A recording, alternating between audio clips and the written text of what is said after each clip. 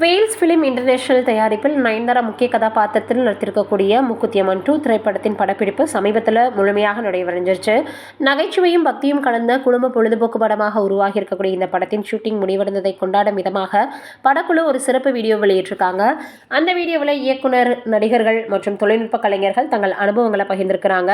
2020ஆம் ஆண்டு ஆர்ஜே பாலாஜி இயக்கத்தில் வெளியான மூக்குத்தியம்மன் திரைப்படம் ரசிகர்களிடையே மிகப்பெரிய வரவேற்பை பெற்றது. அந்த வெற்றியை தொடர்ந்து இரண்டாம் பாகம் மிகப்பெரிய பட்ஜெட்டிலும் பிரமாண்டமான தயாரிப்பிலும் உருவாக்கப்பட்டிருக்கு.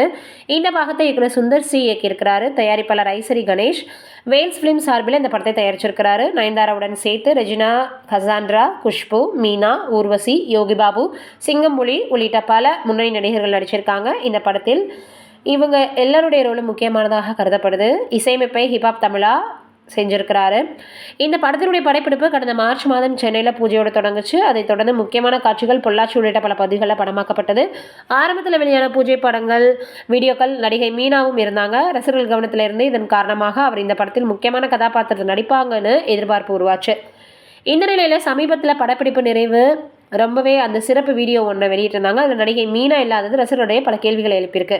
ஏன் அவங்க உடனடியாக போனாங்க? ஏதாவது காரணம் இருக்குமா? நயன்தாராக்கும் அவங்களுக்கு ஏதாவது முரண்பாடு இருந்திருக்கா அப்படின்னு இப்போ எல்லோருமே கேட்டு வந்துட்டுருக்காங்க. ஆனால் அந்த மாதிரிலாம் எதுவும் இல்லை அப்படின்ற மாதிரி தான் இன்ன வரைக்குமே எல்லாரும் பேசி வராங்க படக்குழுவினர். ஆனால் இது எந்தளவுக்கு உண்மை அப்படின்றது தெரியல. இந்த விவகாரத்துக்கு விரைவில் தெளிவு கிடைக்கும் அப்படின்னு சினிமா வட்டாரங்கள் சொல்லி வராங்க.